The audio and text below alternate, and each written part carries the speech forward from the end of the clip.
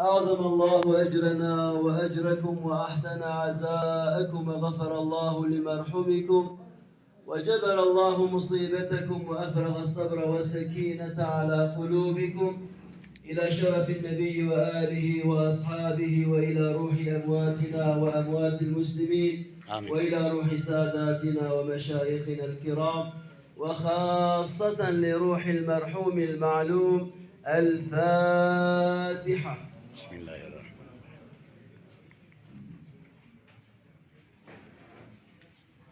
Allah rahmet eylesin. سيدة سيدة بي حديثك بكم وفريضة بي حميك حديثك دقيق تفنين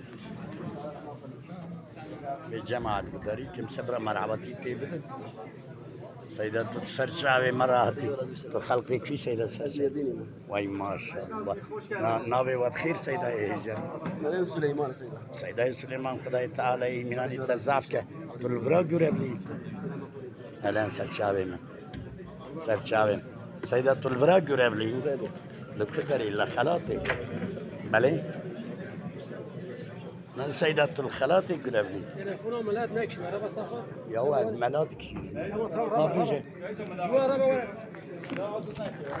هو ملايا از بيب عودك ملايا كذا ما هذا كذا كذا ميري تم ملاك برام يا بس خواهنك خواهنك تزورجسın aha insan be ha ama konuşturmuyorlar hadis azdibin nane khoye taziye ne şart abi bana beje